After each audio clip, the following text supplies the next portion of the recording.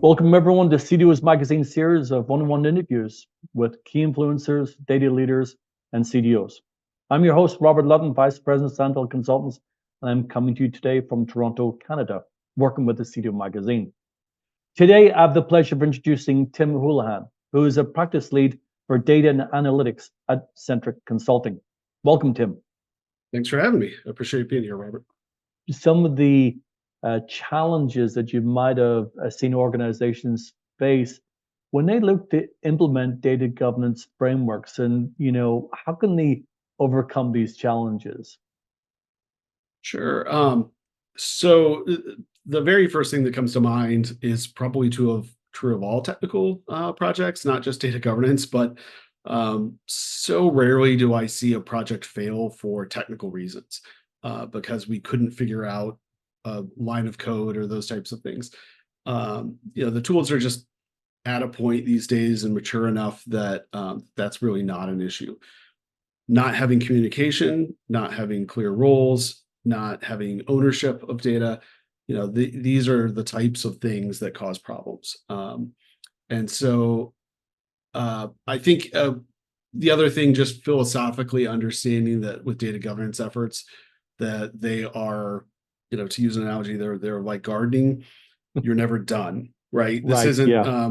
you're not building a building that you start and, 6 months later you're finished and then there's just some light upkeep and maintenance. This is, you're going to pull weeds for the rest of your life as long as you've got that garden. And that's really key for data governance. This is something you're going to own for a while. The other aspect, we talked about roles being important and responsible so often because that data goes into technical tools or data catalogs and other things like that. IT is kind of associated with being the owner of it or the technical Right. parts of the organization, and the business really needs to own it. That's who's an expert in your data and it does that. And I think if you look at some of the more public facing, cool examples of this, right? Think to Moneyball and sports management and things like that. You can't imagine that the person working the spreadsheets in the database owns that data, right? And Right. defines what's important about it. Like it's obvious that it's going to be, the coaches that are going to run interpretation and those types of things, and your lead analysts and advisors that are really, producing the insights and things that they are going to speak to what they need going in and out. But somehow we get into corporate organizations and people just kind of have this mentality of, well, yeah, that's a database, IT owns that. And no, if it's pricing data for, in a coal group and a utility, well, then the coal group better own that data and really be able to speak to whether it's right, whether it's timely, and all of the different aspects of that. I think having those things clear and understanding is really important. And then understanding where IT can play nuance on tools, but also driving important questions to understand that that data, uh, different data that may look the same can have different Mm. reasons for existing. So the example I give, I focus a lot in the AI, ML, and so prediction area and Right. things like that. So that last concept can sound a little fuzzy, and I'm probably struggling to explain it. So maybe an illustrative example is better, and Sure. that is predictions. And I think about, if I want to know. So I work with one organization where they have their project managers and program managers do budgetary and these types of predictions, and they do them at the year, at the quarter, the month, and it's different granularities. And so they're constantly doing this over time. And I always talk about that as a source of, if I want to know the most accurate, up to date, like when is this project going to be done, I only care about the most recent prediction, right? That's the one that Right. holds the best value. But if I'm asking the question, who amongst my program and project managers are the best estimators, I don't really care if you can estimate a week before something's done whether it's any good. I want to know how your quarterly estimates are. I want to know how your annual estimates are. So while there's more up-to-date data, from a governance perspective, from that, I'm looking at a very different perspective of the same data. Right. And so I think that's something that often your data team, your analytics team can help drive those questions to say, well, this is why you don't throw out old predictions. And what data applies or how we look at that data depends on the question and the use case. Yeah, and also one of the things that is definitely key is understanding the process around these data governance technologies. So thank you, Tim, for that. Coming back, something that I read in your bio that I think you're a very strong supporter of, which is, how do you go, I think you've done it in the past as well. You have done it in the past. How do you go about approaching building and nurturing a high performing team for data analytics projects? And how are those skill sets changing? Yeah, that's a great question. So any kind of high performing team and technologists, in my experience, are always people that care about their jobs and they're passionate about it and want to learn. If they weren't, they really picked the wrong field.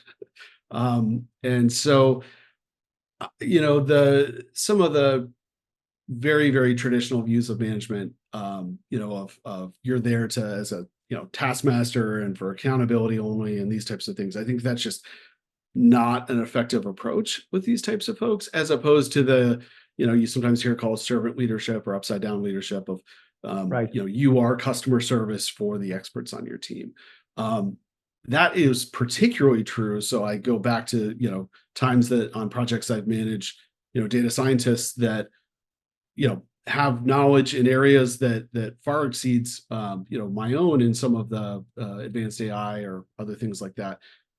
I'm not a check on that, and Right. that's not my job to be. My job is to make sure that they apply those in the right places, that they get the support they need. That if they're struggling or hitting a bug, they know who else they can go to in the organization. Just a variety of support things. I think the other part of that question that I really find interesting is that evolving skill set Mm. discussion. So, returning to that, um, you know, 7 to 8 years ago, folks were having to very much roll their own AI/ML to now it's much more democratized or people are empowered with these tool sets. I think the importance of like experiment design and just fundamental, good statistical principles is very, very important, right?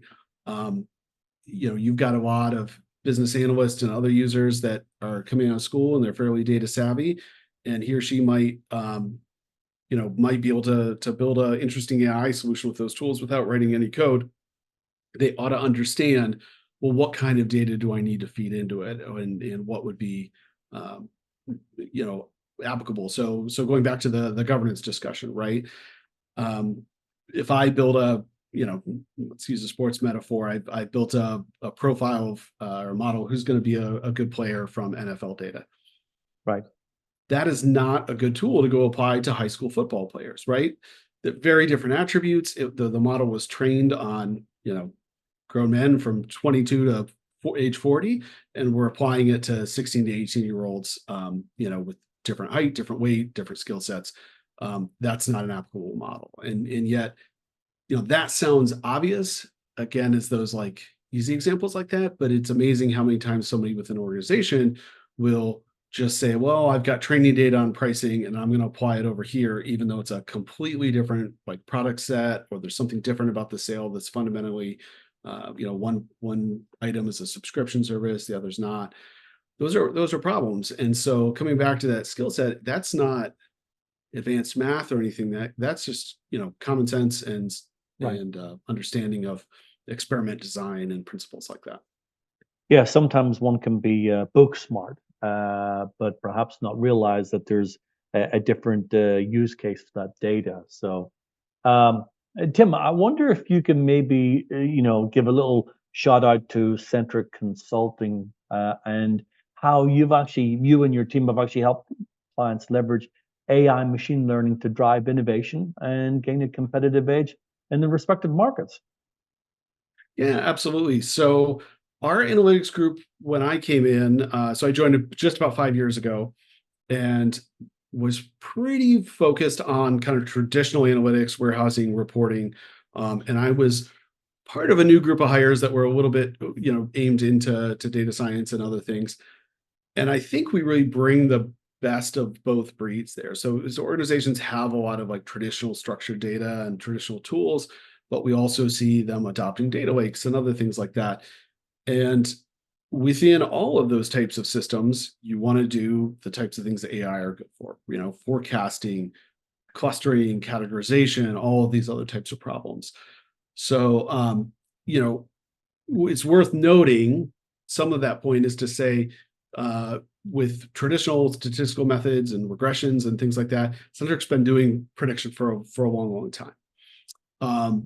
Coming into the last few years, as we become a partner with Databricks and deepen our Azure skill set and those types of things, we're also looking at some of the more deep learning and other things in Python based on top of Spark and things like that.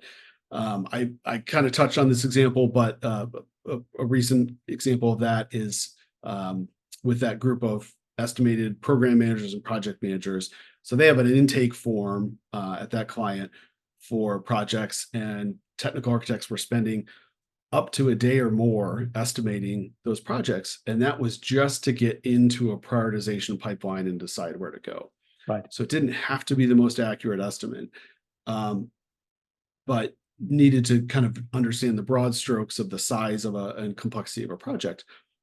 We did that on Databricks as a prediction model, and even though we recommended, we said we're using a relatively small data set size, so accuracy was not going to be fantastic. Any machine learning practitioner knows they want really large training sets. Yeah. But to give that architect a rough cut, that got them 3/4 of the way through their job. And so when you look at their hourly cost, and this company couldn't hire technical architects fast enough, which probably sounds familiar to quite a few of our listeners, it was a real savings and win for them. And then we, in later phases, we are looking at more advanced like work breakdown structure and other things like that, licensing costs and things. But again, we've got to look at that diminishing returns of just, okay, how much time does that take somebody to estimate? And then is that worth it? Some other ones, we've had quite a few things where we'll come in and just do rapid POCs and just to decide, even again, if it's worth doing the full project on that. We had a company in the pharmaceutical areas that dealt with a large number of returns, and so trying to predict that and triage like the best way to handle those, it was very effective. Also, because frankly, there was really two sources of the problem. The returns are a complex issue to deal with in terms of their supply chain, but occasionally they were coming from the source of they'd actually sent the wrong thing, and then they got into regulatory issues of you've got to provide the right medicine, and obviously that's a very sensitive area. Lastly, I think the other thing I would just point out, what we're doing a lot of conversations because of the explosion around LLMs in the last year. A lot of folks are feeling behind, so we kind of settle everyone down when they come in and they say, well, we're not doing anything with AI. We think we should be. We don't know how to do it. We don't know how to do it safely, securely, all of these things. And we settle them down to say, we're having this conversation with almost every organization we work with. It's okay. We're all figuring this out. But really coming in and saying, okay, what is the vision for what are the types of problems that you see it driving? And what does a governance structure look like? What people can you plug into that process? And doing a really holistic, roadmap and vision work with them to make sure that they have the company infrastructure and organizations set up to do it and to enable users to use those things safely. I'd say that's the number one conversation we're having these days.